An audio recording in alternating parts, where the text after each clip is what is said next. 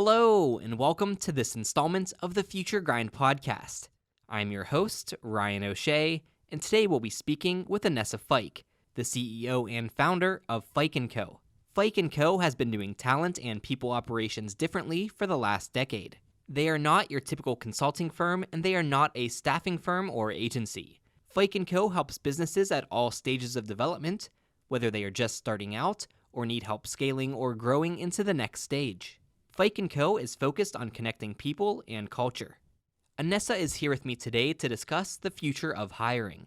We get into the changing workforce, artificial intelligence, future-proof skill sets, controversies, and so much more. I am very excited for this conversation because while many episodes of Future Grind are discussing a time that is far off, this episode will have an impact today. So if you are starting or changing careers, are in school, are looking to expand, or know of anyone in these positions, this episode has actionable advice that can be put into practice immediately.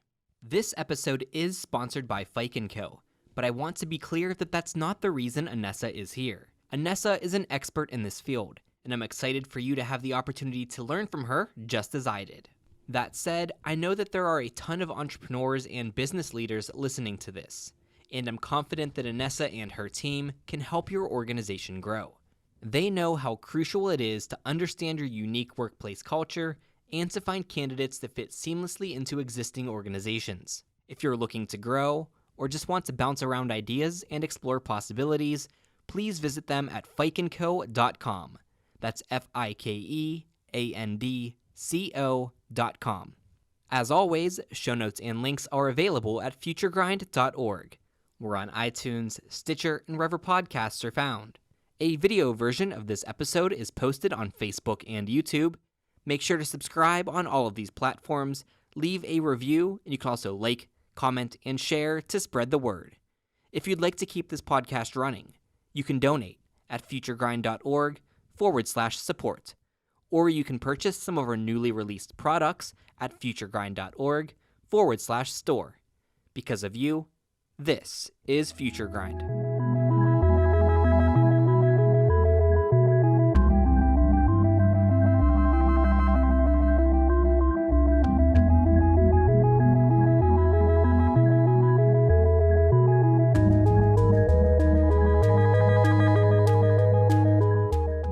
Now we are here at the Pittsburgh Tech Council offices with Anessa. Anessa, thank you for joining us. Of course, thank you for having me. So I'm very excited to talk to you about the future of work, and hiring and employment is changing. But first, What is it that you do and what services do you provide? Yes, so Fike Co., we are a boutique people operations and talent firm. And what that means is we're not your staffing firm. We're not an agency. We don't have that business model. What we really do is partner with companies. And typically our niche is between 10 people. We've even done like 3 people, as small as 3, all the way up to over 1,000 or tens of thousands. So some of our former clients have included smaller companies along the way, but then they've also included Uber. So we have that public dynamic and that private dynamic from company perspectives, but essentially we go in and we help them either right their culture ship or help them to grow and expand if they're in a growth mode, or we work on small projects with them. So if they're like, man, our feedback system, our performance system is really wrecked, we really need it to be overhauled, we come in, we talk about it, we figure out what they need and what works for that company and that culture. Because everyone can say they have a great company culture, but each one is still unique in what they're doing. And because the people are unique. And we talk about culture being this living, breathing thing. So we want to figure out what is that living, breathing dynamic in that specific company. And then we work with them on the people operations side or the HR side. And then we work with them on talent acquisition, talent management, talent development, all of those items. So it seems like you're a pretty full service in that you don't just handle one aspect of it, you do all of it. Yes. Do you focus on one specific industry or one specific geographic region, or what's the reach of your Yeah, company? so we actually typically have worked in the tech space.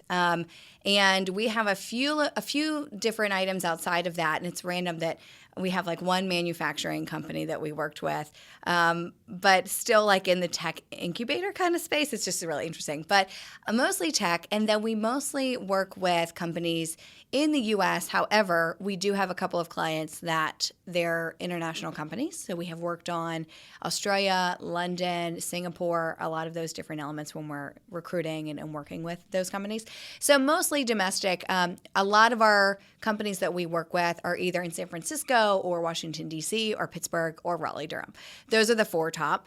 Outside of that, though, they have like small, appearances or offices in Denver and Miami and Sacramento. And so it's just really interesting because you kind of have these snippets of places. But most of the time it's going to be Raleigh, D.C., Pittsburgh, and San Francisco, and even New York, too. So what is your specific background? What got you into this field, and what made you want to start your own company? Yeah, so that's a really funny question, great question, because I did not start my company how most people typically do. I always say I had an easier foray into it than most people do. For me, I fell into HR. I did not plan to be in HR. When I went to school, it wasn't really something that you went to get your degree in. So I am actually a former journalist, and I started out as a newspaper reporter, and then kind of went to the Motley Fool, which is right outside of D.C., and the Motley Fool is a investing newsletter for individual investors. So they really believe in trying to figure out how to spend, your own money or invest your own money and not pay brokerage fees, right? So you can figure it out on your own. And so I went to work with the Motley Fool, and I started out as executive assistant to the president, the chief technology officer, and the chief people officer, and supported their teams of about 25 to 26 people. And after 6 months, I was offered two options, two pathways. One, I could still continue to work with the president and his team on sort of overall business operations, or I could work with the CPO and his team in HR and really dive into some of the projects they were working on there. And I am naturally a huge extrovert, so my Myers-Briggs is ENFJ. And so for me, I was like, okay, HR, that seems like the right path. So I started to do more and more work. And when I was at the Motley Fool, the CPO at the time said, we have these projects that have really been on the back burner. There were only like 3 people in the HR team then. I'm pretty sure, I want to say the Motley Fool was at 75, 80 people then. And they were really just doing all the things that had to be done, right? Benefits, all of those different items. And there were a lot of projects on the back burner. So he said, okay, it's going to take you 9 months to a year to work on these projects. I completed the projects in 3 months. And then I said, okay, what else do you want me to do? So I then got into recruiting, and learning about recruiting in HR from the Motley Fool was a great space for me to learn, because it was ranked as one of the best places to work. It has been since they've been around, but also the best place to work by Glassdoor 2 years in a row, in 2014 and 2015. And so for me, it was a great cultural table stakes. And what I mean by that is there's a great culture there. They promote a lot of really great things, and there's a lot of people that stay a really long time. The Motley Fool had also been doing, I think they're 25 years this year. They've been doing unlimited vacation and not tracking vacation since inception. And so that was from the 90s, which was very early. We got lots of phone calls about, this is never going to work. How do you guys think this is going to work? And we got laughed at all the time. And now every tech company basically does that. And so for 20 years, they were ahead of the curve. And it seems like they were ahead of the curve on a lot of cultural dynamics very early on. And so for me, that's where I kind of dove in, did everything HR, everything benefits, everything talent, and really kind of just learned as I went, right? Kind of thrown to the wolves. We just figured it out, and we worked through it. And then that was outside of D.C. My husband and I decided, okay, let's move back to North Carolina. We wanted to start a family in North Carolina and not in the D.C. area for cost reasons. And I went to the chief people officer and the CEO and said, I'm going to move back to North Carolina in a few months. And they said, we don't want to stop working for you. What if we actually had you come to us as a company and say, we're your first client? And so they were like, start your own business. We'll be your first client. That was a very easy way to get started. Very easy way. Yes. And so people ask me all the time, they're like, how'd you get started? I'm like, my story is not normal, and I don't want to make it seem like it is, because it was a much easier foray into entrepreneurship for me. So I kind of said, okay, let me think about it. So I came back a week later or so and I said, all right, what's this look like? And so from there, and this was 6 years ago in July, I started what was AF Recruiting then, and it started out solely as a talent acquisition firm. And then we grew pretty quickly to talent acquisition, talent development, overall HR, people operations, all of those dynamics. And last year, we actually rebranded to Fike Co so that our name and our logo actually showed a little bit more of the breadth of what we did. And so that has been interesting, and we've really worked on referrals for the last 6 years. It's kind of embarrassing for me to say that we work with mostly tech companies, and we didn't even have a website until about a year and a half ago. So for the first 4 or so years, 3.5, 4 years, we were just going off of referrals, and the only advertising costs that we had were business cards, and that's it. So it's a really interesting, been a really interesting ride, and it's been a lot of fun. But that was my foray into HR, and then all of the rest that followed. Not a ton of people know this, but I had my own little stint in the HR world. I lived in Alexandria, Virginia for a while and worked at the U.S. Chamber of Commerce in their HR department there. Yeah, pretty close. There's a lot of associations in Alexandria. Yes. Very close to the full, yeah.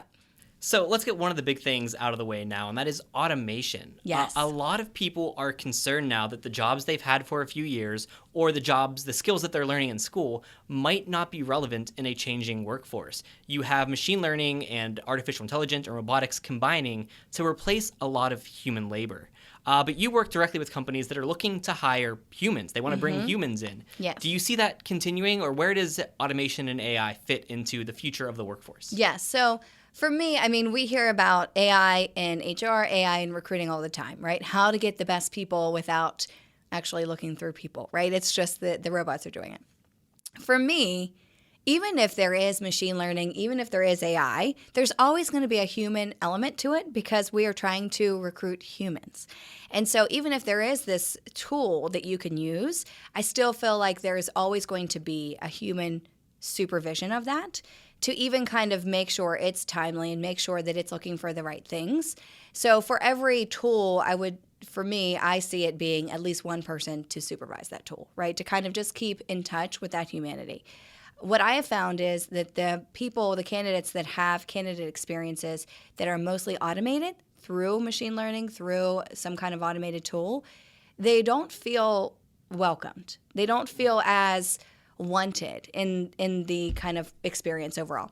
So what I foresee is that if you take the human element out of it completely, people will not feel as seen. They won't feel as welcomed because it's our natural inclination as humans to want to feel included, to want to feel like we belong somewhere. And that's no different than in a workplace. You want to feel like there's a pool there for you.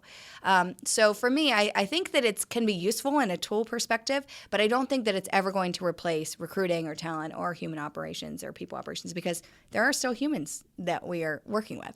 Well, you see the example from Amazon that came out in the fall of 2018 where they had an automated tool to look through resumes, and they found out much later that it was discriminating against women by flagging the word women in resumes and giving them a lower value. And this is something that, a human, hopefully wouldn't be doing in that situation. So there are certainly AI as a tool, but I think I agree that at least for right now, we need that human in the loop, and I don't think your industry is going anywhere for a while to find that good talent. But another question along the AI and automation front is people's skills in general are becoming a little bit outdated as we move into a more advanced workforce. What are employers looking for today? Yes. If I'm a job seeker, what skills should I learn in school, or what should I be trying to do on my personal development side to have a place in the workforce of tomorrow? So I think that the key there is really no matter what area you're in or what industry you're in, if you can show that you're always learning and always trying to better yourself, that's actually going to go a really long way. So, used to be when people looked at resumes, they would say, how long have people been at this specific company? And is it a long time? Or are they hopping from job to job? That no longer really is the case because of the gig economy, because everyone has side hustles, or most people have side hustles, because there's always this kind of way of let me kind of creatively, if I don't find what I want to do or I'm passionate about in my day-to-day job, I might find a way to do that on the side and then make a little money for it. So I think because of the gig economy today, that is no longer a way to stand out is to be at a job for very long. The other side of that is that companies aren't keeping people at jobs for very long. So for me, if you're always learning and always showing that you're trying to do the next thing, or if you are really interested in something, say you're like, okay, I've always been interested in Java. If you go to a class or take a Coursera course on Java and can show, oh, okay, I had this passion, I went and fought for it, I did it, I learned it, and now I can say that I know a lot more about it. That is a really good piece in today's economy, because even in a tech space such as like Uber, for instance, right? They're always going to have that car dynamic. But even within that company, there's a lot of change happening. So there's a lot of change happening at every company. And if you're not ready for that change and you're not ready to figure it out and kind of say, okay, I know this thing, I don't know this, but let's figure it out. Let's learn about it. Let's see how we can make it better.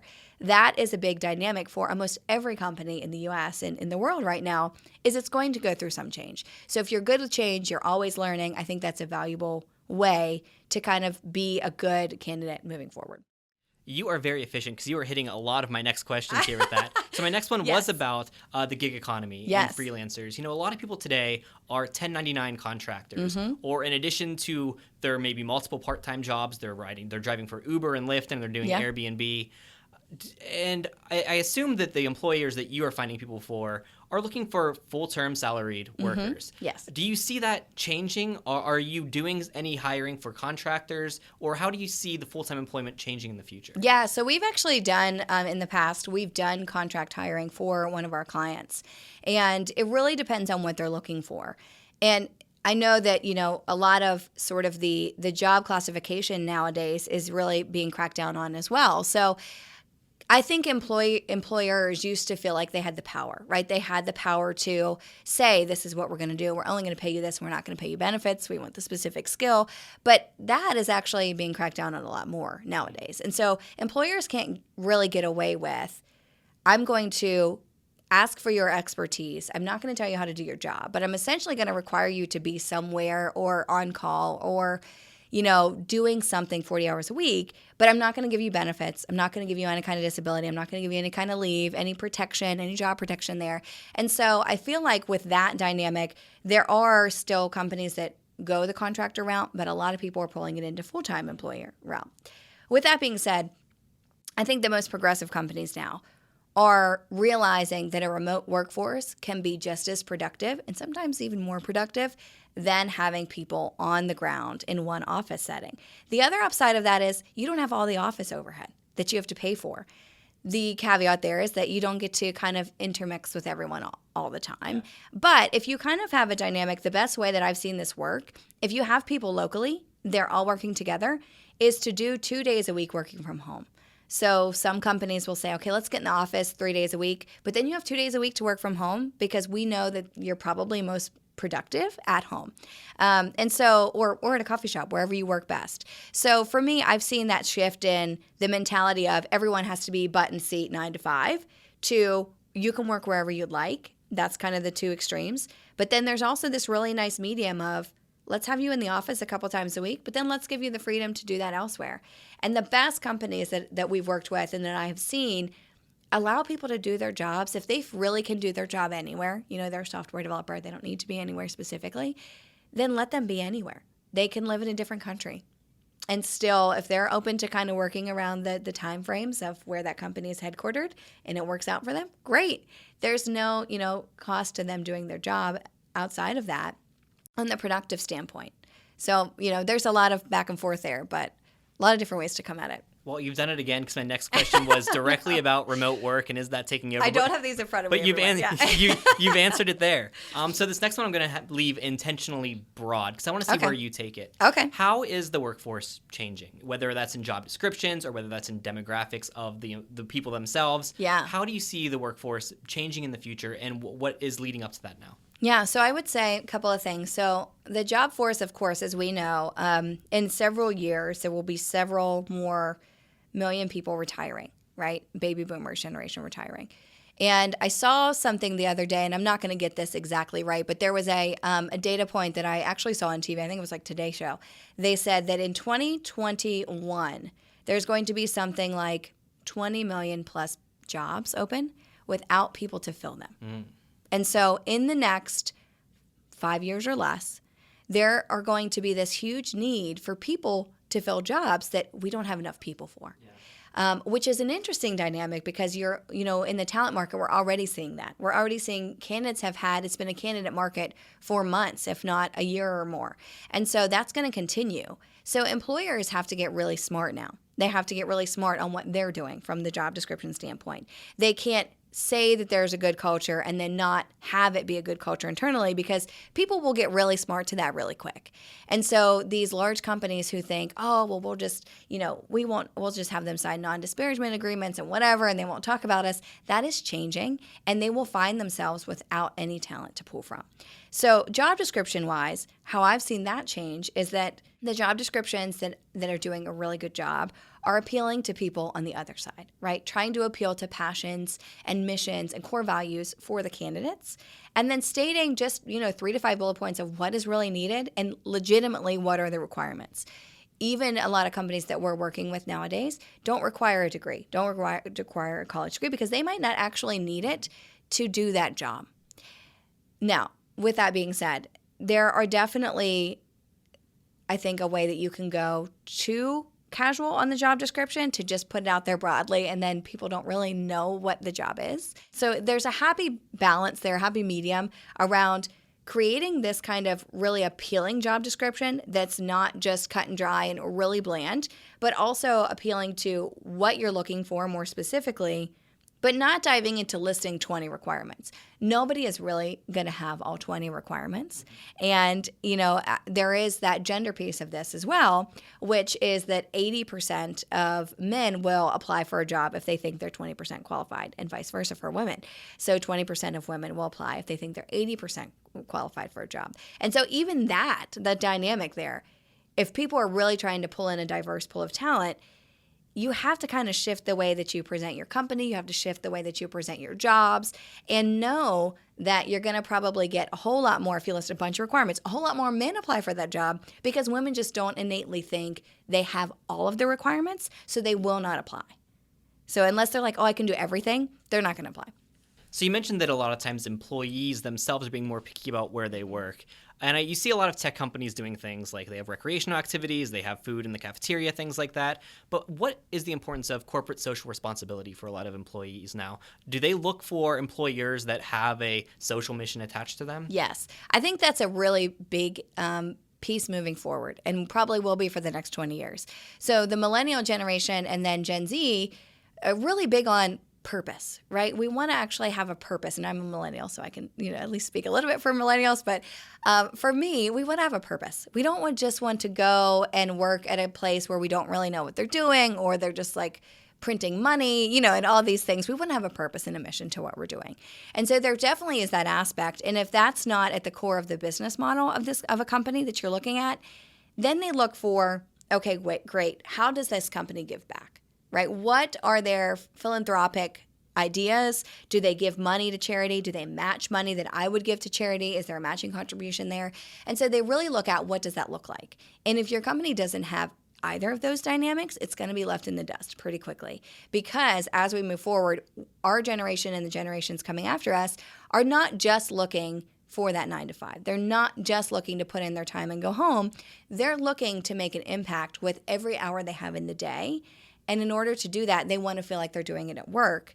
If they're not doing it at work right now, it's likely that they're probably searching for a job at a place where they can do that. So we talked a lot about how the workforce is changing. Now let's talk about how hiring itself is changing. Mm-hmm. And you mentioned some of the controversy that can exist with things like using AI in the recruiting process, with bias that might seep into the algorithms. But another tool that's been used that's fairly controversial but also useful is directly targeting ads to the demographic that you're looking for. Yes. So you can, on social media platforms such as Facebook, you could search people by their age, by their location, by gender, and that gets into a lot of questions of discrimination. Yeah. You can certainly cater your results there, but is that leaving other job seekers out? Are you seeing anything like this? And do you use targeted ads in your searches, or how does that work? Yeah, no, we do not use targeted ads. I am a big believer in that. I think everyone should have the same way to find a job, right? And even LinkedIn nowadays is a little harder, because both on the employer side and the employee side, the employee has to have LinkedIn and they have to present a really good profile. Great. But what if they don't have the ability to keep track of that all the time? On the other side of the employers for LinkedIn, it's quite if you don't have the, recruiter kind of bracket, which costs tens of thousands of dollars a year for LinkedIn, and you want to post a job, it's very financially substantial, right? So it's even harder for small companies to even put a post on LinkedIn. So I think there's a lot to be left out on that side too. But then the targeted ads piece is really difficult for me because as a consumer, I don't know that I like that. And as a job seeker, I really don't know that I would like that because it makes me feel like they're pulling keywords from my resume, but they might not actually know what I've done, right? They haven't had a conversation with me about that. They haven't had a conversation with, okay, what stage was the company and what hand did you have in it, et cetera. And so I think there's a lot that's lost there. There's a lot of information that's lost. There's a lot of people that are lost in that process. And there are a lot of, recruiters and agencies out there that will specifically search for certain things like that. But they lose a lot of really good people in that dynamic. So what I kind of like to say is like flip that on its head a little bit and make sure that your job descriptions don't have gender specific words in them. That's a very easy table stakes thing. Making sure that if you can do blind recruiting to take off the names, right? To take off any indication, that's a better way to do it. If you have a bought-in employer and you have a bought-in hiring manager, you can do those things. And I've seen a lot of success there. And then I've also found that there are a lot of people that are sort of in the wings that aren't on LinkedIn every day, that don't know what's out there. But if you're creative and strategic, you can find where they are and pull them into the process. And they're not getting spammed 20 times a day from every recruiter everywhere. They're hearing from you, and then you build that relationship with them, and they're going to want to go where you work or where you're working with, the company that you're working with. And so I really do think that it does, again, go the way of humanity versus AI, because you just have to figure out where people are and meet them there. And it's getting closer to that. But I still think that there's this dynamic of we're the employer, people will come to us. If we have all of these pieces of, perks and things like that, they'll find us. But at the end of the day, the ping pong table, the free beer, the happy hours, that does not mean culture. And people will see through that very quickly. So with targeted ads, it's not just an ethical and moral consideration, right? There are legal considerations here. There are discrimination laws. So working with companies that are hiring, do you handle a lot of that legal side of compliance, things like them, where a small startup might not even know the compliance issues that are in place when it comes to hiring and doing the job search process? Is a lot of that offloaded to you when they work with you? Yeah, so a lot of that is they don't know what they don't know, right? And so, yes, absolutely. We work with them a lot on, well, okay, show us your hiring process. Okay, we can't quite do things this way, right? And even to where they would say, oh, well, we Googled this person. And I would say, I would not Google this person. The reason that I don't Google candidates, is because you never know what's going to pop up and say it's a picture and now you know what this person looks like. And then there's all these things that you didn't know if you had just looked at the resume that now you know, right? And what are you going to say? Like, I don't like the way this person looked? No. So, so there's a lot of gray matter that comes into the middle of that. And for me, it gets really hazy. So we don't Google candidates. We don't check their Facebook page. We don't check their Twitter feed. Let's be honest, nowadays, I'm hoping most people know that what they put out there in social media can be found from anyone. But from a hiring perspective, that's not something that we actually look for. And so for me, I just don't get that much more information out of it to see the ROI based on the compliance pieces, based on the legal pieces that can be pulled into play. It's just not a good ROI for me. So you mentioned that you don't check social media feeds, and that's something I was actually going to ask about, because people often hear to be very careful about what they put online. And I feel like we're living in an era today, at least for the past couple of years, where there's really a kind of an ideological purity test that a lot of people expect. Yeah. But you said that that's not a focus of yours when it comes to hiring. Do the companies feel okay with that? Do they feel a little bit nervous bringing someone in when there could be potentially controversial things out there that they've said before and they're unaware of? Yeah, so I've seen it go both ways.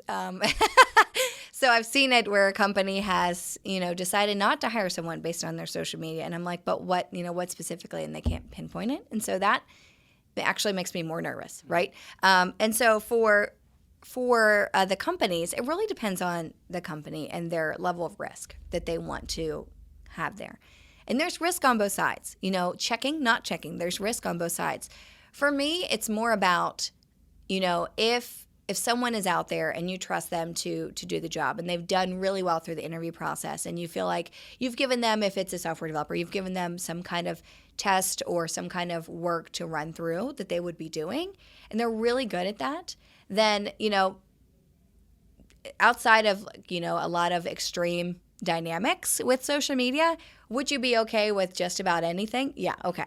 And a lot of companies, they still do background checks, so a lot of that stuff is going to come up in a background check unless, it's somehow outside of that. And we don't see that too much. With the space of we're really big on diversity at Fike Co. for our clients as well. And so a lot of what people put out there sometimes is very much self-promotional, which they should. But what we've also seen is that if, for instance, we check a male social media and like they're going to talk at all these places and they have pictures of themselves speaking at all the conferences and they're a rock star in front-end web development. But then we also have a candidate who's a female who naturally is inclined to probably not have such self-promotion.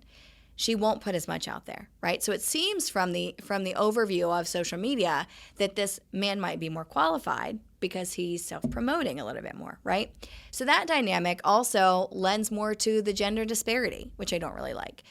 So there's a lot of very kind of unique dynamics to a lot of these things, but most of the companies that we work with either have a stance one way or the other, right? We know what that is. We know if we should check or not check, what we're looking at.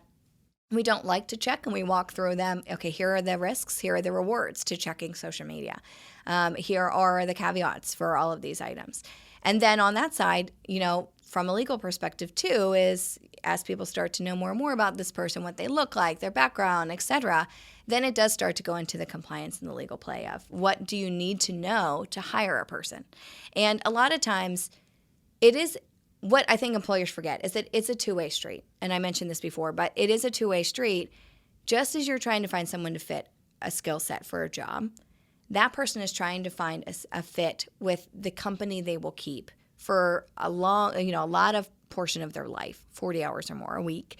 And that's a really big relationship, right? It's a relationship like any other relationship. So if it's completely one-sided, you're always going to have someone feel like it's not the right fit or not quite even, right? So I have found that, and we've found that the way to have that be more equal on the relationship side is to make it feel more equal all the way through. And so if you have someone check social media and they are able to, this company really wants you to check social media for candidates, then that company needs to also be ready for this candidate to call out every bad Glassdoor review that they have. Yeah. And they need an answer of why that happened. And if the employer is not ready to have that side of the conversation about themselves, then the talent's just going to find a place that will. So culture seems like an intangible thing here that is extremely important in the process. Yes. And it seems like your company is focused on connecting that culture and people. When a company comes to you to do hiring, do you feel that they have a sense of their own culture, or is that something that you as a third-party outsider need to look at from your point of view and then find a candidate for? Or how do you look at that? It's funny that you asked that question because I think some do and some don't. So it's kind of like I kind of put this akin to, are you self-aware with yourself and what you're good at? And are you self-aware with what things you need to work on? Some companies are, some companies aren't. Right? And so there are a lot of cultural dynamics where people are like, oh yeah, we have this, we have cold brew, we have, happy hours, we have ping pong tables, we do all this stuff. But I'm like, okay, but what are your values? What behaviors are rewarded in your company and what are not rewarded? For us, culture does not mean all the extra perks, right? Culture means, do you have psychological safety at your work? And I'll talk about that in a second. Do you feel recognized? Do you feel like you can do good work? Do you feel like you're challenged? Do you feel like you see that the right behaviors on your moral compass are being rewarded at your company? And if so, that's the culture that you want to be in, right? It's more about what are the behaviors that the company dynamic allows and what are the behaviors that they don't allow. That is the culture, right? Some people have a really good culture. Some people have a really toxic culture. And so one of the things that we really like to do is we like to go and physically sit in a company's space for at least a day and catch that vibe. And people probably think that's really weird. Like, how are you going to know? But there are little things that you pick up on. Just as if you were in a situation as a human, any situation out there, there are little things, social cues that you pick up on.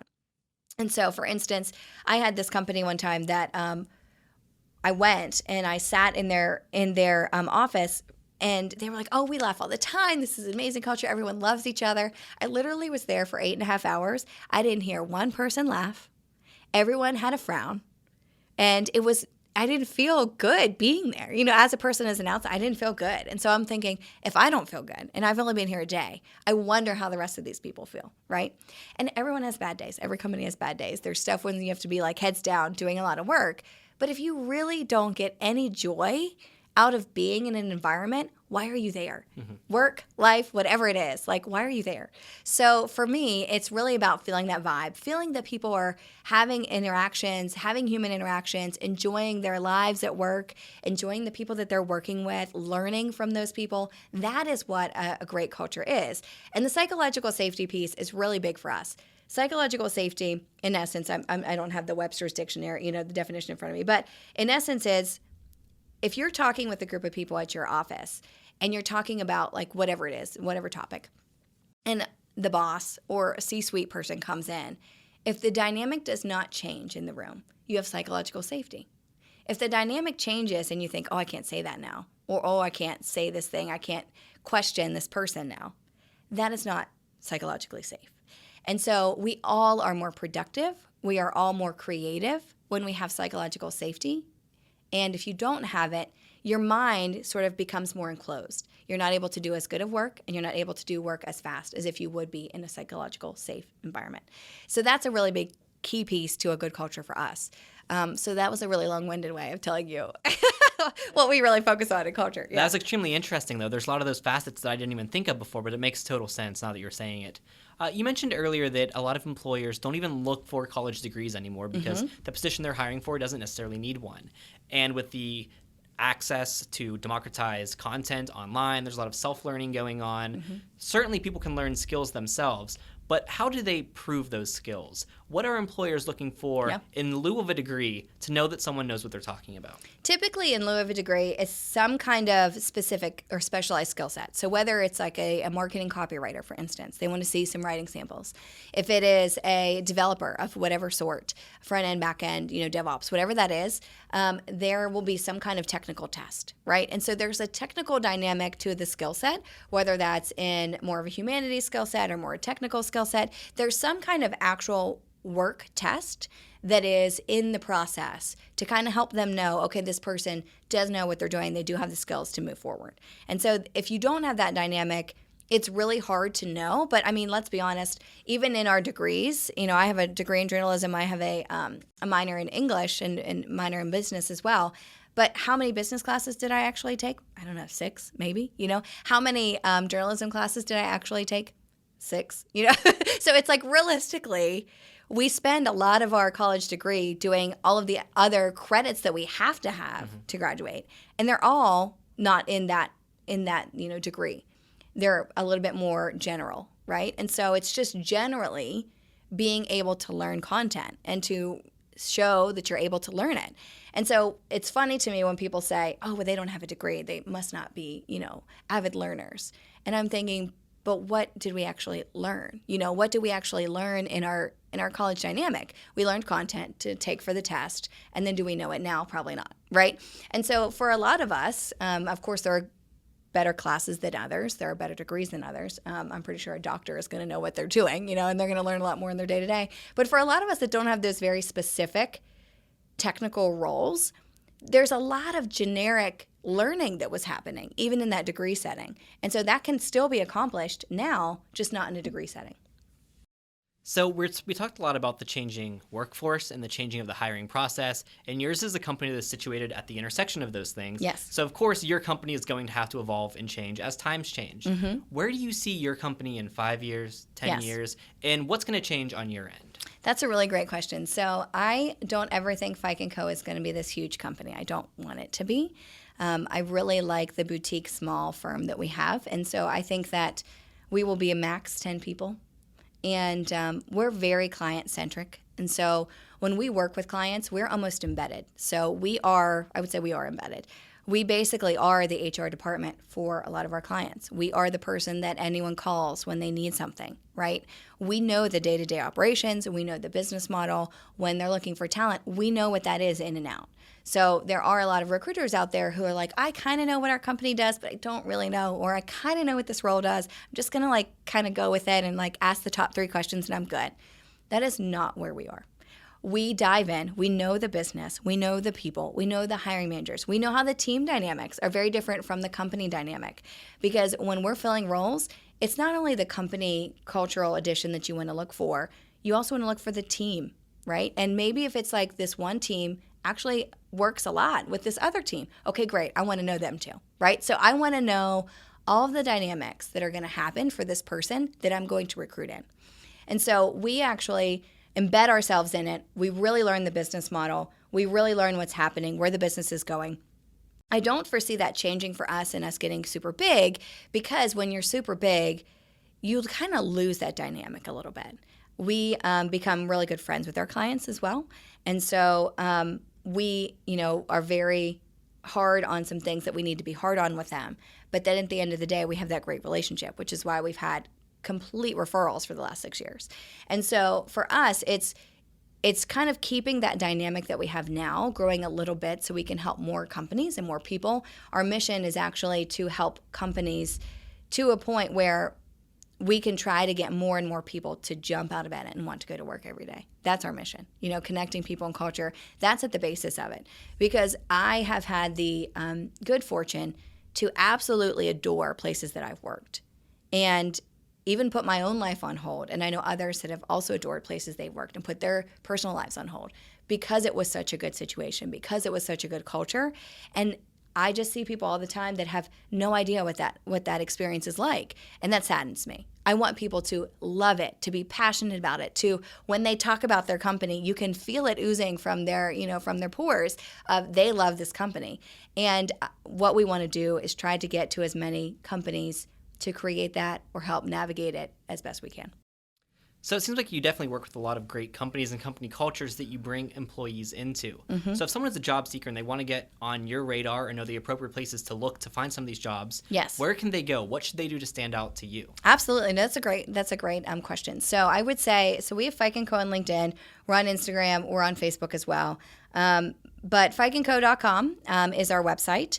And you can also just email me, Anessa at fikeandco.com. It's FIKEANDCO.com. And send us, what are you looking for? On the candidate side, we don't charge anything to candidates looking. We don't have a huge database that we just pull people from all the time because as we mentioned before, each culture is different. So not every person is going to work in every culture. And so we don't just pluck a keyword resume out of a database and say, okay, great, here, for this role, this will fit. No, that's not how it works.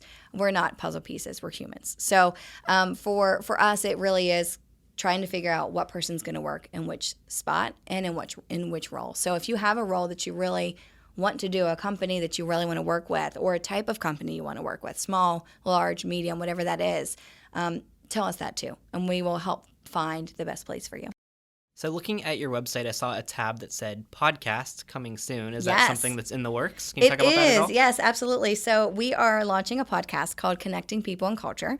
And essentially what we are doing is going around to really best places to work. So the companies that we're talking to have had to have been listed on a best place to work at some point in the last 5 years.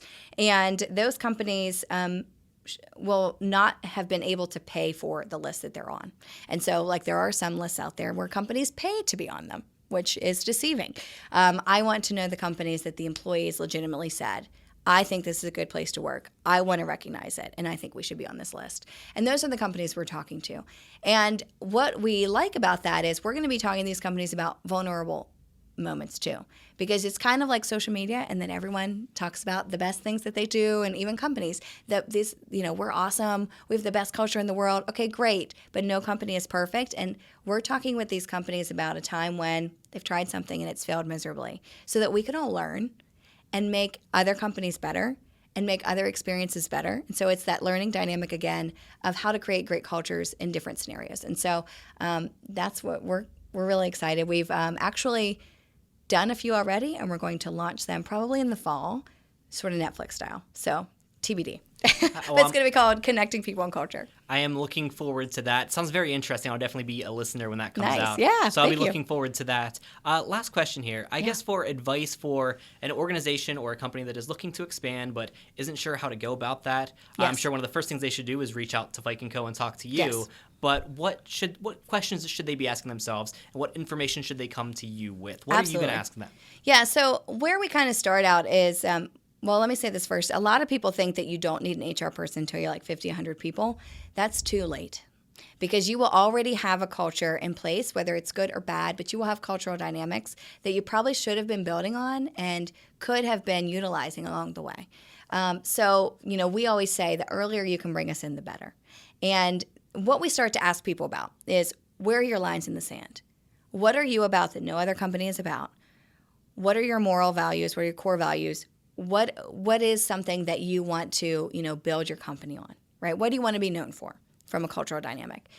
And we like to tie that in with their external brand, because nowadays external brand of a company and internal brand of the culture can basically be one and the same, right? As we all know with a lot of companies nowadays, even with Amazon, right, where you mentioned Amazon earlier. So Amazon has a really good commercial culture, right? People love Amazon Prime, everything. But if you go and dive into the Amazon elements of what are they doing internally, it might not be as great, right? But people know about that. And so does it kind of deter their commercial brand a little bit?